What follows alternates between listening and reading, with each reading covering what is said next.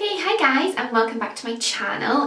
Today is another top 5 in 5 and hopefully you're getting the summer vibe a little bit more. The weather is still really crap, but I am like just so sick of it that I decided I'm putting on a colourful top, I'm putting on a bold lip, and yeah, I'm trying to get into the summer mood without the sun, which is very difficult, but yeah.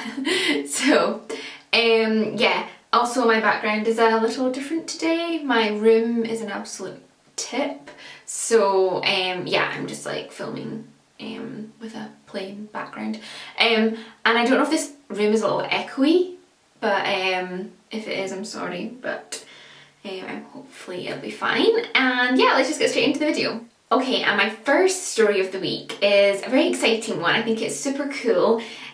Fordham University in New York is now offering 2 degree courses focusing on fashion law, which I think is amazing, because there is so much, you know, if you work in the industry, if you're a designer, there's so much that you need to be aware of legally, and I think it's really good to have like just a specific course made just for the fashion industry in law.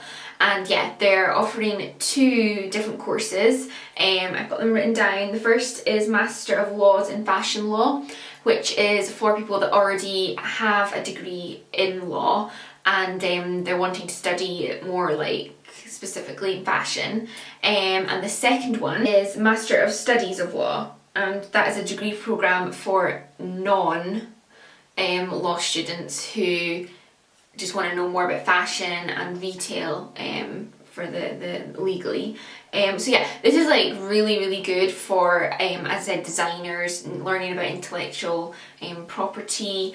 It's also been backed by the CFDAs and Diane von Furstenberg, and she stresses the importance. Obviously she's a designer, she knows how important knowing about that kind of thing is, and yeah, I just thought that was like super exciting. They're the first university in the world to offer that, and I'm sure others will follow. Okay, so my second story is all about Jeremy Scott. Now I actually spoke about Moschino, I spoke about the fall campaign. I love the fall campaign in my last video with Katy Perry. I just think it's a really cool imagery. But yes, there is a documentary coming out all about Jeremy Scott, and it won't be released till September 18th, but the trailer has been released, which I will leave a link for below. I would definitely check out. And I think I said in my last video that I've never really been a huge Moschino fan, or Moschino, I always call it the wrong thing, but this like trailer, just like seeing the trailer has like almost totally changed my mind about Jeremy Scott. Like it's the same producer as Valentino, The Last Emperor, so it's kind of done in that way.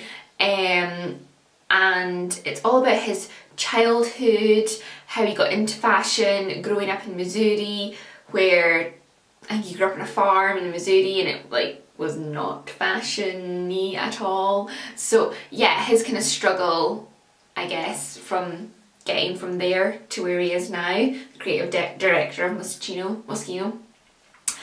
And yeah, it's just kind of like, it just shows you how influential he's been and how successful he's been at Moschino. Like he has really like increased their profits, which is the main aim for these companies, obviously. And yeah, it's just really interesting to see how you can be this successful but battle a lot of struggles to get there, and it may not seem like the obvious path and the easiest path, but like having a dream and just having a focus and a goal and actually achieving it is just like the best thing ever, and I just love hearing stories like that. And of course it has interviews with all his celebrity friends, Miley Cyrus, Katy Perry, Rita Ora, A$AP Rocky, and yeah, they just all speak so nicely about him, and yeah, I really can't wait till September to see the full film. Okay, so let's talk Tom Ford. I didn't realise this, but up until now, Tom Ford could only be bought in store. His online website only stocked beauty, eyewear and accessories, but his ready-to-wear collections could only be bought in store, you know, the most traditional way, actually walking into a store and buying his stuff. It has been announced by Net-a-Porter that they are going to be the first online retailer to stock his ready-to-wear collections from next month, July, and yeah, that's so exciting for people that want to buy his stuff online. And his menswear collections are going to be available on mrporter.com from September. So yes, all you Tom Ford fans out there, you don't have to find a store to shop his collections anymore. Okay, so my fourth story is a personal favourite. I work in social media and marketing, digital marketing, and I obviously love fashion, so I love combining the two with like technology and fashion and like being social. And this new platform called Olapic, I think is how you pronounce it, has kind of just emerged. It's recently got a £15 million investment to expand. And basically what it does is it helps companies, it helps brands gather together user-generated content, so content that is being created by the consumer, and they put it together in a way that fits the needs of the brand. So this can be used for e-commerce, advertising, in-store imagery, email marketing. They can use it wherever they like, really. And Calvin Klein recently got Olapic on board, and they started a campaign using the hashtag #MyCalvins, and they asked like anyone and everyone to share images of them in their Calvin Kleins with the hashtag #MyCalvins. And Olapic gathered all this together, and they created a gallery on the Calvin Klein website where it showed the images of people in their Calvin Kleins and made all the products that they were wearing clickable, and you could just like click straight through and get the product that that person was wearing. And it really, this has two main huge benefits for both the brand and the customer.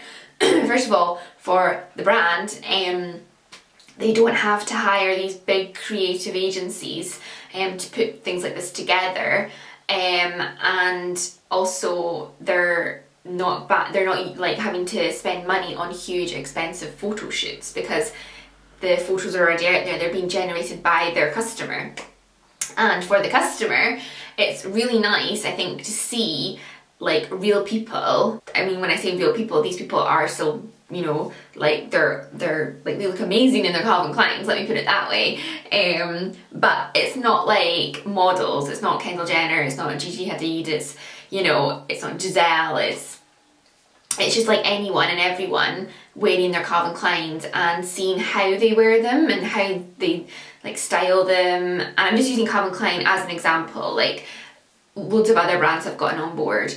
Anthropologie, Wild Fox, Topshop, Steve Madden, Christian Louboutin, they're all using Olapic to really showcase how their consumers are styling their product. And yeah, I just think it's so cool. I just love stuff like this, like the technology world and the fashion world coming together and coming up with all these different like innovations and creative things. Okay, so my final story of the week is all about Victoria Beckham. And yes, she has debuted her pre-spring 2016 collection, but what is different about this collection is that it is the first time that she is combining her denim collection with her cheaper Victoria Beckham collection. Although there is not a lot of denim in the collection, but she did recently announce that she was going to combine the two. A lot of designers are doing this. They're simplifying the number of lines that they have. Kate Spade and Marc Jacobs have done it, and now Victoria Beckham. But yes, that seems to be a trend, really just cutting down on the number of lines and just simplifying things, keeping it simple. But yes, this collection though from Victoria Beckham is not exactly simple. It's a little bit out there for her, I feel. It's inspired by the circus, so it's very kooky and whimsical and very colourful. She uses a lot of kind of bold colour blocking with like big large graphic prints, which I think is really cool, and like a different path for her. But what I like is that it still keeps her kind of signature her signature styles of the kind of defined silhouette and the very feminine peplum-like hemlines that she's so known for. And what I also love about Victoria Beckham's clothing, whether it's in her cheaper line or her more expensive ready-to-wear line, that it's very glossy, thick fabrics that she uses. They're so thick that they almost look glossy, and that's what always gives such beautiful silhouettes and that kind of peplum hemline. I feel like it really has a lot of structure to it and just looks such good quality even in the lower priced range. So yes, I love her pre-spring collection. And yes, I'm also going to be doing either a blog post or a video on kind of how the fashion calendar works in general, like with cruise and pre-collections, resort. There's all these words getting flung around, ready to wear, autumn, winter, spring, summer, like when it all comes together and what they all mean, because it's quite confusing, I think, when something's shown, when's it in stores, and you know, what season is it? It can get a little bit confusing, I feel. And I think even designers find it a little bit too much some of the time, like having to constantly come out with these collections. And I think that's why so many designers are simplifying their lines and kind of reducing it down and yeah, just keeping it simple. But yes, that is everything for today. I hope you enjoyed it. If you did, please give it a thumbs up. And as I said, I'm going to try and do that video on the kind of fashion calendar soon. But I will still be keeping my top 5 and 5 series going, of course. And yes, please subscribe if you are new. And I will see you in my next video as always. Okay, bye guys. Mwah.